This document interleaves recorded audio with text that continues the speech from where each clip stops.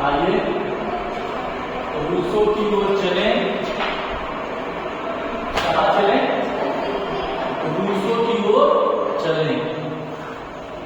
Rousseau का प्रकृतिवादी दृष्टिकोण। आखिर रूसो कैसे प्रकृति की ओर चला गया? आखिर रूसो प्रकृति को क्यों मानने लगा? आखिर रूसो का प्रकृति से लगाव क्यों हुआ? आखिर रूसो प्रकृति की गोद में क्यों रहने लगा?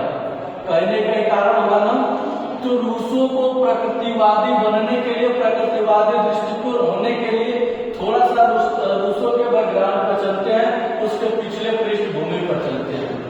रूसो जब जन्म लेता है, जन्म लेने के कुछ दिन बाद उसकी माँ गुजर जाती है, मर जाती है। मरने के बाद उस रूसो का पालन पोषण उसके पिता करते हैं, कुछ दिनों तक करते हैं। उनके पिता भी रूसो को मारते पीटते हैं, यहाँ तक रूसो को गांव वाले भी मारते पीटते हैं। रूसो इतना आवारागर्दी करने लगा था, इतना आवारागर्दी करने लगा था कि समाज भी रूसो को बहिष्कार कर दिया। रूसो को स्कूल में भी पीटा गया। रूसो को कहीं ऐसा जगह नहीं मिला जहां उसको रहा जाए, क्योंकि रूसो की व्यवस्थाएं ऐसी हो गई। रूसो की शादी एक नौकरानी से हुई, उसकी बीवी भी उनको छोड़ करके चली गई। उनकी माँ तो मृत्यु हो गई। पिता इस तरह से आवारागर्दी करने लगे तो पिता का मोह भंग हो गया। लोगों के साथ ऐसा व्यवहार करने लगे, लोगों ने भी इनसे दूरी बना ली। यहाँ तक कि बीवी ने भी इनसे क्या बना ली? दूरी बना ली। 5 तन से बच्चे हुए, फिर भी उन बच्चों को बेचारे रूसो साहब खाना खा लगे, उनको छोड़ना पड़ा। मजबूरी क्या थी? उनको कोई समझता ही नहीं था। अब अंत में रूसो साहब के पास कोई विकल्प नहीं बचा। रूसो साहब के पास कोई विकल्प नहीं बचा तो वो तुरंत प्रकृति की शरण में चले गए। कहाँ चले गए? प्रकृति की शरण में जाते हैं और प्रकृति को अपना लेते हैं। प्रकृति की गोद में अपना जीवन बिताने लगते हैं। प्रकृति में रहते रहते सब कुछ प्रकृति के अनुरूप अपने आप को ढाल लेते हैं और वो शिक्षा भी बालक को प्रकृति के अनुसार देना चाहते हैं। कौन? रूसो साहब। रूसो साहब आते आते कहते हैं कि प्रकृति की ओर लौटो, क्योंकि उनको खोने के सिवा कुछ बचा ही नहीं था प्रकृति के अलावा। तो उनका एक नारा चला, प्रकृति की ओर लौटो, क्योंकि सच में अगर हम प्रकृति में रहेंगे, प्रकृति से शिक्षा लेन देन करेंगे तो सच में हमारा जीवन अच्छा होगा। तब आते हैं रूसो का शिक्षा से संबंधित विचार क्या था? रूसो साहब कैसे शिक्षा व्यवस्था चाहते थे? समझ रहे हैं ना?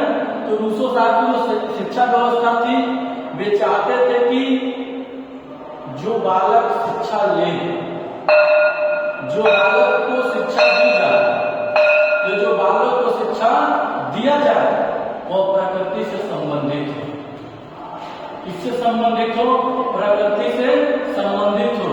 प्रकृति के बारे में जाने, वो कुछ भी करे लेकिन प्रकृति से होकर के गुजरे।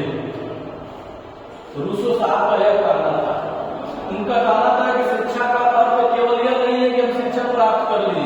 रूसो साहब का कहना था कि शिक्षा प्राप्त करने का उद्देश्य है एक अच्छा मानव बने, एक अच्छा इंसान बने। और रूसो साहब का कहना था, उनके शिक्षा का उद्देश्य क्या था? रूसो साहब का कहना यह था कि व्यक्ति कुछ भी कर ले, अगर वो शिक्षित बनकर के मजिस्ट्रेट बनता है, सिपाही बनता है, दरोगा बनता है, लेखपाल बनता है, चपरासी बनता है, डॉक्टर बनता है, शिक्षक बनता है, वो शिक्षा से कुछ भी बन ले, लेकिन उसके जीवन का एक ही उद्देश्य रहना चाहिए। वह उद्देश्य क्या हो? मानव बने। जीवन में आप कितना हो कुछ हासिल कर ले, जीवन में आप कितना हो कुछ हासिल कर ले।